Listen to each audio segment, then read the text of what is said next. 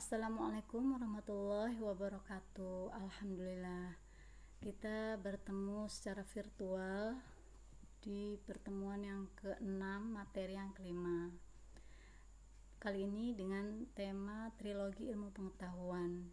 Trilogi ilmu pengetahuan ini dengan kata lain atau istilah lain adalah filsafat ilmunya ya.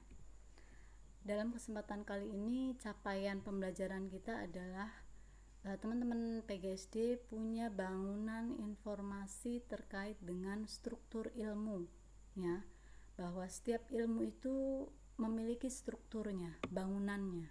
Oke. Selanjutnya, karena ibaratnya ilmu itu adalah layaknya sebuah bangunan. Bangunan apa? Ya bangunan sebuah informasi yang terukur ya, yang sudah teruji dan secara ilmiah seperti itu. Oleh karenanya layaknya sebuah bangunan, dia ada objeknya, ada bahan-bahannya, ada proses pembuatannya, serta ada jangkauan kemanfaatannya. Seperti itu. Selanjutnya, maka layaknya sebuah bangunan ia tersusun ya atas beberapa hal yang penting yang membuatnya menjadi ada. Apa saja itu bangunan ilmu? Yang pertama adalah ontologi, yang kedua epistemologi, dan yang ketiga aksiologi. Saya gambarkan di sini bangunan piramid karena memang layaknya sebuah bangunan. Yang di dasar itu adalah ontologi karena memang ontologi adalah faktor pertama yang harus ada. Selanjutnya epistemologi itu adalah proses di mana lahirlah sebuah kemanfaatan ilmu itu sendiri. Oke. Mari kita bahas ontologi. Apa itu ontologi? Ya, ontologi itu adalah objek ya, objek sebuah kajian. Saya tanya deh sama teman-teman semua sebelumnya. Ada enggak ilmu yang tidak membahas apa-apa? Ya, tentu enggak ada ya. Bahwa semua ilmu itu pasti dia memiliki pembahasan.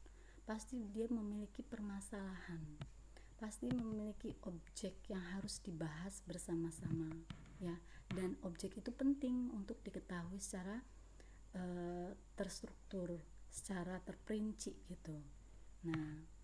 Selanjutnya saya kasih contoh di sini objek-objek kajian dari 3 disiplin ilmu besar ya, yang memang dari dahulu itu ada, seperti ilmu disiplin kedokteran, disiplin keperawatan, dan disiplin farmakologi.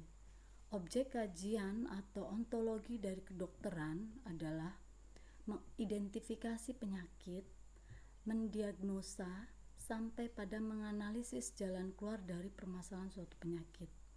Jadi ilmu kedokteran itu ada karena ada pentingnya untuk mengetahui suatu penyakit ya, pentingnya mendiagnosa penyakit, sampai pada pentingnya menganalisis jalan keluar dari suatu penyakit.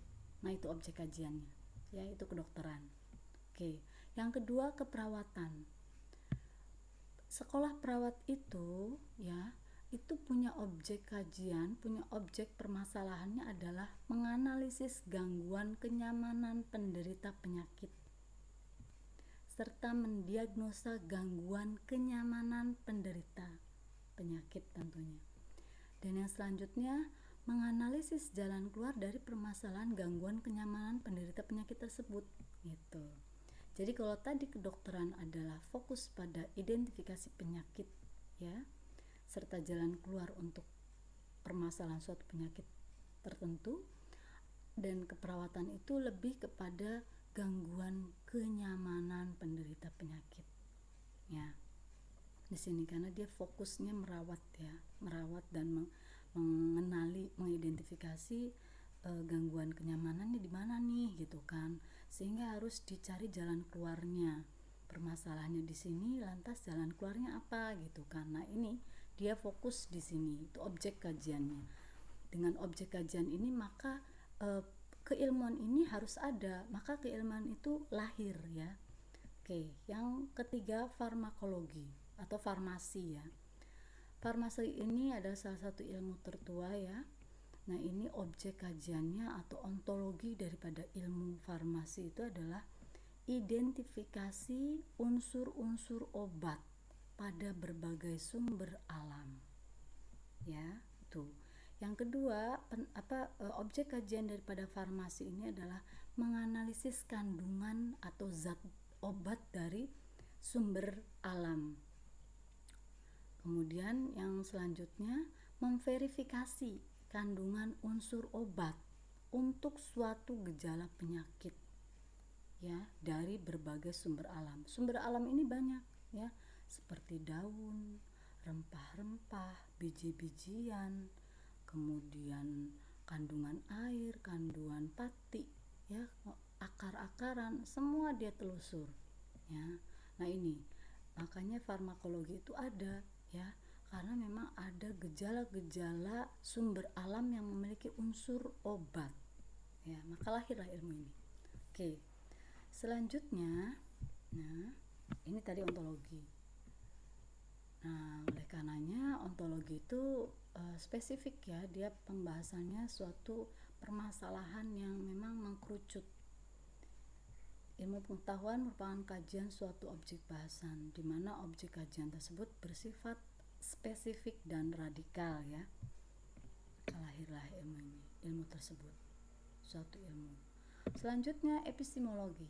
Nah, epistemologi saya nggak usah membahas tentang silsilah katanya ya, yang jelas ini silsilah katanya dari Yunani, episteme dan logi. Nah, apa itu epistemologi? Epistemologi itu teorinya, ya, teori suatu ilmu. Tadi kita menyinggung objek kajiannya. Setelah objek kajiannya ada dan penting untuk digali, nah maka penggalian itu lahir, yaitu teori-teorinya. Apa saja? Rasio kebenaran dari suatu ilmu, teori pengetahuannya, dalil-dalilnya, metodenya, serta sumber-sumbernya. Nah, seperti ini contohnya. Tadi saya masih mengambil 3 ilmu tertua ya, kedokteran, keperawatan, dan farmakologi.